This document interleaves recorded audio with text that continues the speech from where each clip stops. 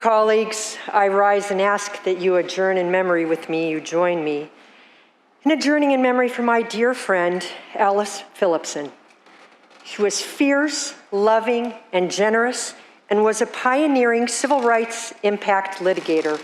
She left us July 14th this year at her home in Berkeley. She was 74. Alice liked to boast that she was the legal equivalent of dynamite. I will soon tell you why that was an apt description. She lived an outsized life. She was loyal, intense, brilliant, great sense of humor, deeply committed friend, creative lawyer who was absolutely intolerant of injustice and ignorance. But for most of us who encountered her, even those she loved and those of us who loved her, she was also a proverbial pain in the... As my password for her memories page, I named myself Alice's Wimp. And I put that in there because in the important times that she came to my rescue, she would give me a look and she would say to me, "Nancy, don't be a wimp." Alice was born and grew up in Pasadena. She went to Pitzer College, she got a social work degree, then she moved to the Bay Area and got her law degree at Golden Gate University. She came out in the early 70s, and from that day on, she was an out and proud lesbian. She met Petra Liljestrand,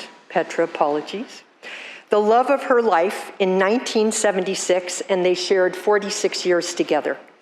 In the early 80s, Alice and Petra were one of the first lesbian couples to have a child via donor insemination. Their daughter, Maya, is how I met Alice and Petra, because my daughter and Maya were in preschool together. This was a time when LGBTQ people rarely consciously planned a family. Donor insemination and sperm banks were a rarity. Later, Alice helped found and served on the board of Berkeley's nonprofit sperm bank, which was founded to serve LGBTQ parents.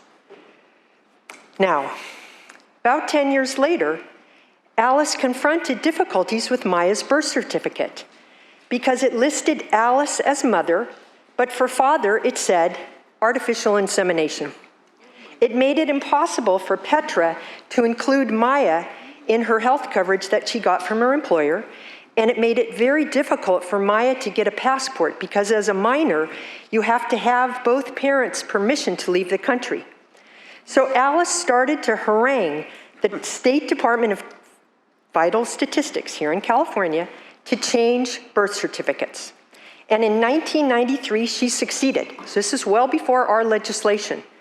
And the Department of Vital Statistics changed the headings so that it then listed from that point on for any birth, mother/parent and father/parent, so that same-sex parents could be listed. This was pre-gay marriage, pre-most domestic partner rules. Now, Alice started her career as a social worker and a drug abuse counselor, but her commitment to being a game changer for social justice led her to get her law degree, where she became a quintessential activist lawyer, doing things like I just described. But during the AIDS epidemic, Alice represented many folks with AIDS who were being dropped by their insurers or fired, or their insurance companies would refuse to pay for their medical coverage, and so she began to sue all of them. And she began to win, though in far too many cases, her clients were dead by the time she won. There was one case where she did win against an insurance company. It was the first one she took, and she won it many years later, but fortunately her client was still alive. She was one of the original volunteers attorneys who established the AIDS Legal Referral Panel, and they went on to provide no-cost legal services to those with HIV.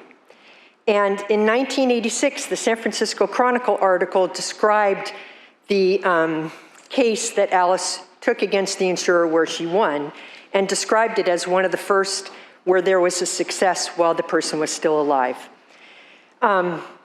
She also sued hospitals, insurers, and others who were secretly testing people to see if they had AIDS, so that they could then deny them the insurance as a pre-existing condition or fire them before the person even knew themselves whether they were HIV positive. And so she had to sue all of those entities to stop this testing without people's consent. When a Texas pediatrician was driven out of his practice because his HIV status was made public, Alice was quoted in a Texas paper as, "The epidemic of fear is worse than the epidemic of disease. These are not things to be bandied about. These are irrational fears and actions and should be discouraged at every turn. A civilized society has no room for lynch mob justice." And after that, in 1998, The Advocate gave Alice a Hero Award, naming her a fierce fighter for AIDS rights. Alice also began to represent cancer patients, fighting for them similarly as they faced similar types of insurance droppage and such. She also, in the 90s, when we began to recognize domestic partners, but unfortunately many employers still did not provide healthcare coverage, she organized California's state bar to provide health benefits to domestic partners and their families.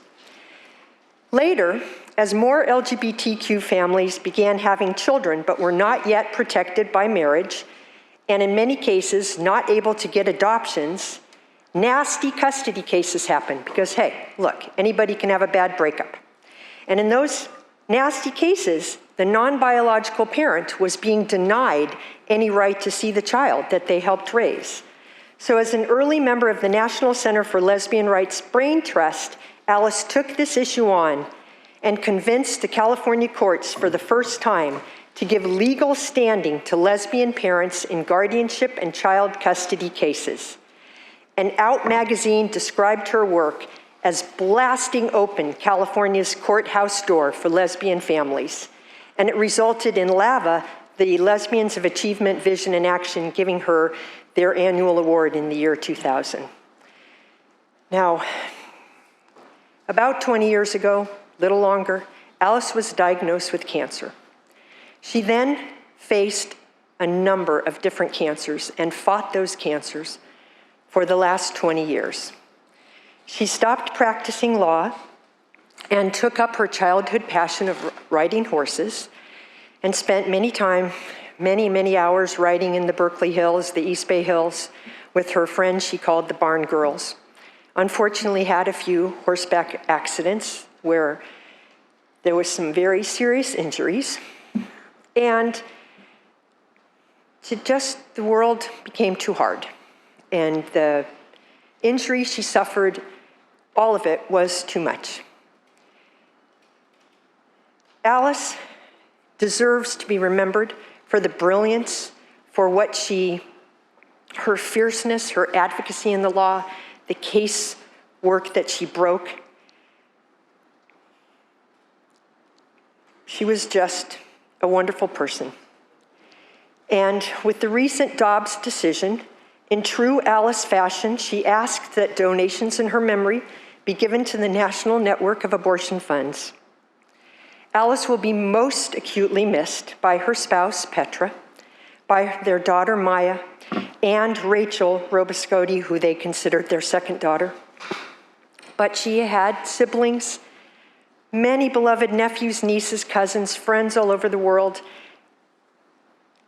allies, colleagues, and we all will miss her so deeply.